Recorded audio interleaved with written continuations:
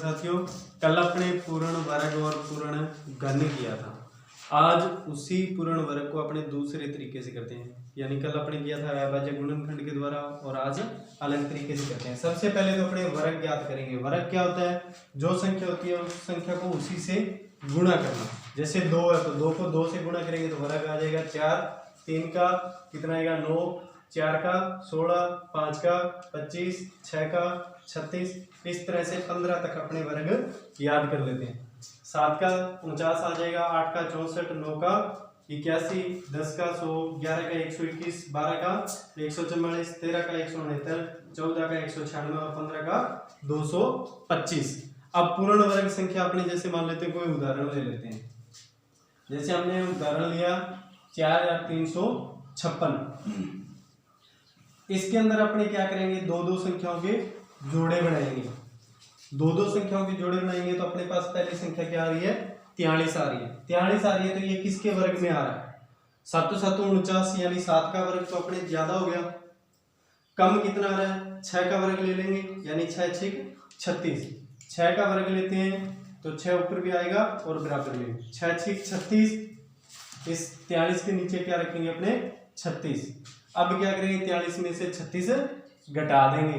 घटाएंगे तो अपने पास कितना आएगा 7। कितना आ जाएगा 7। अब क्या करेंगे, इन दोनों संख्याओं का अपने क्या करेंगे, योग करेंगे। तो 6 और 6 12। अब यहाँ पे अपने जो भी संख्या लेंगे वही संख्या अपने नीचे रखेंगे। अगर यहाँ पे 6 ले रहे हैं तो यहाँ भी अपने 6 लेना है और फिर इस 6 का इस संख्या से क्या करना है, गुणा करना है। अब जैसे अपने मान लेते हैं यहाँ पे पूरी संख्या, पूरा जोड़ा उतारते हैं दूसरा, तो यहाँ पे अपनी संख्या बन गई 756। अब लास्ट में क्या आ रहा है, 6 आ रहा है। लास्ट में अपने पास क्या आ रहा है, 6 आ रहा है। अब देखो 6 इसमें कहां पर आ रहा है, एक तो 6 के वर्ग में आ रहा है और एक आ रहा है अपने पास 4 के वर्ग में, और उसके बाद आ रहा है अपने पास 14 के वर्ग में। अब अपने पास है 14 लेंगे तो 1214 बन जाएंगे, यानी 1214 बन जाएंगे। और अपने पास संख्या क्या है, 756 है। तो ये तो संख्या बड़ी होगी, यानी 14 तो अपने ले नहीं सकते। और अगर अपने 4 लेते हैं तो कितना आएगा 124। नीचे भी 4 रखेंगे, गुणा करके देखते हैं। 4 चौक 16, 1 8 और 1 9, 4 एकम 4, यानी कितना बन रहा है अपने पास 496 बन रहे हैं। तो 496 अपना संख्या जो है वो बहुत छोटी बन गई। अब अपने संख्या और यानी 6 का वर्ग रख के देखते हैं। 6 का वर्ग करते हैं तो 6 6 36, 3 12 और 3 15, 1 6 और 1 7, यानी कितना आ रहा है 756। और अपने पास भी क्या है 756। तो यहाँ पर अपने 6 रखेंगे, यहाँ भी क्या रखेंगे 6 रखेंगे। 6 का वर्ग लिया तो यहाँ पर भी अपने क्या रखेंगे 6 रखेंगे। अब अपने पास 6 से जब गुणा किया तो अपने पास क्या आ गया 756 आ गया। अब अपने पास शेष फल क्या बचेगा, 0 बचेगा। शेष फल अपने पास 0 आ रहा है तो ये संख्या जो है यानी 4356 जो है वो क्या है, पूर्ण वर्ग संख्या है। पूर्ण वर्ग संख्या है। अगर प्रश्न ये पूछ लेता है कि 4356 किसका पूर्ण वर्ग है, इसका आंसर क्या आएगा, यानी कि 4356 किसका पूर्ण वर्ग है, तो अपना आंसर कितना आ रहा है 66। 4356 किसका पूर्ण वर्ग होगा, 66 का पूर्ण वर्ग होगा। यानी 66 को अपने 66 से गुणा करते हैं तो अपने पास आंसर क्या आएगा 4356 आएगा। 4356 आएगा। अब अपने पास दूसरा उदाहरण देखते हैं।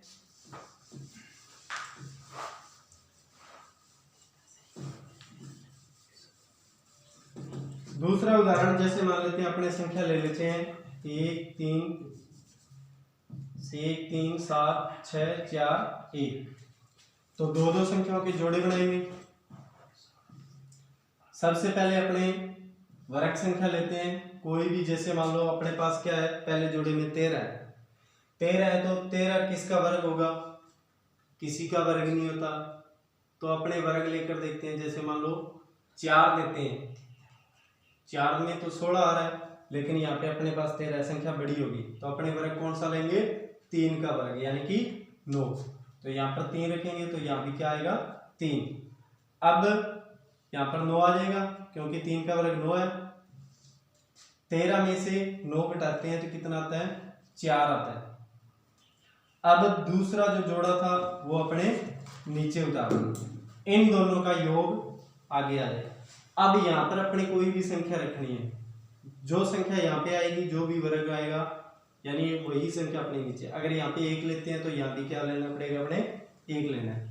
अब अपने देखते हैं कि लास्ट में अपने पास क्या आ रहा है, 6 आ रहा है। तो 6 किसके वर्ग में आ रहा है,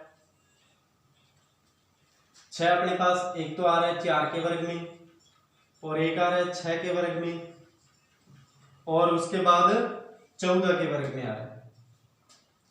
अगर अपने 14 का वर्ग लेते हैं, मान लेते हैं 14 का वर्ग लेते हैं तो अपने पास संख्या क्या बन जाएगी, 614 बन जाएगी।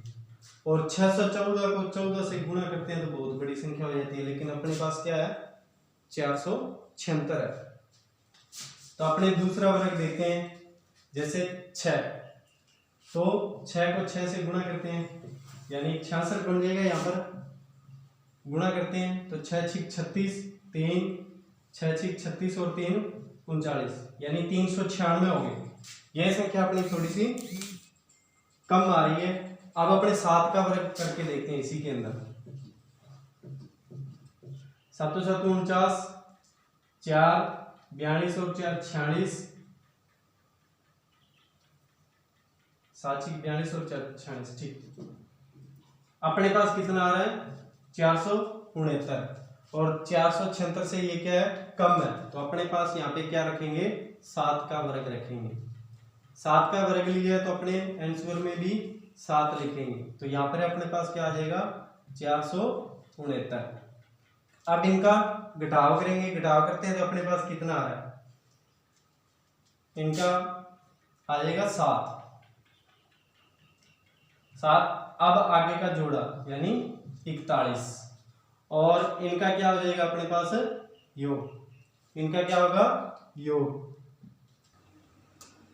इनका योग करते हैं तो अपने पास कितना आ रहा है, 74। अब अपने पास यहाँ पर एक संख्या रखनी है। संख्या अपने अगर 1 रखते हैं तो 741 होता है, 1 को 1 से गुणा करते हैं तो भी अपने पास 741 आता है।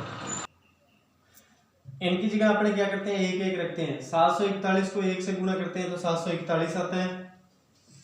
अब क्या करेंगे, हमने 1 का वर्ग लिया तो 1 का वर्ग कितना होता है, 1 का वर्ग 1 ही होता है। तो 1 लिया तो आंसर में भी क्या आ जाएगा अपने पास, 1, और 741 को 1 से गुणा करते हैं 741 आता है। अपना शेष फल क्या बचेगा, 0। अब अपने पास अगर सीधा साधारण सा प्रश्न पूछता है कि 13,764 सॉरी 1,37,641 पूर्ण वर्ग संख्या है या नहीं, विधि द्वारा लास्ट में अपने पास क्या है, 0 है। तो ये पूर्ण वर्ग है, पूर्ण वर्ग संख्या है। अगर पूछ ले कि यह किसका पूर्ण वर्ग संख्या है, यह जो संख्या है यानी 1,37,641 किसकी पूर्ण वर्ग संख्या है, तो हमारा आंसर कितना है, 771। यानी ये जो संख्या होगी ये 771 की पूर्ण वर्ग संख्या होगी। यानी 771 को अपने क्या करेंगे, 771 से गुणा करेंगे तो हमारा आंसर क्या आएगा, 1,37,641। इसी के अंदर मैं आपको एक उदाहरण और समझा देता हूं। 371, सॉरी पहले मैं ये बोल रहा था कि 771, ये मिस्टेक होगी, यहाँ पे 371 यानी हमारा आंसर जो था वो 371 आया था। 371 को जब अपने 371 से गुणा करते हैं तब अपना आंसर क्या आता है, 1,37,641। यहाँ पे ध्यान रखना, पहले मैंने गलत बोल दिया था, ये 371 है।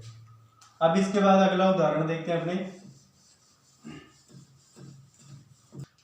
अब अपने उदाहरण देखते हैं, जैसे मान लो 3,364।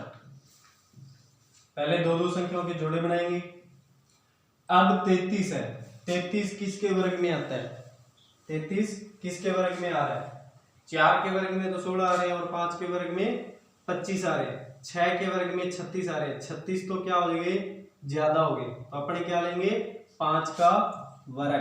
5 का वर्ग लेंगे तो ऊपर भी 5 आ जाएगा, 5 पंजू 25 यानी 5 का वर्ग कितना होता है, 25 होता है।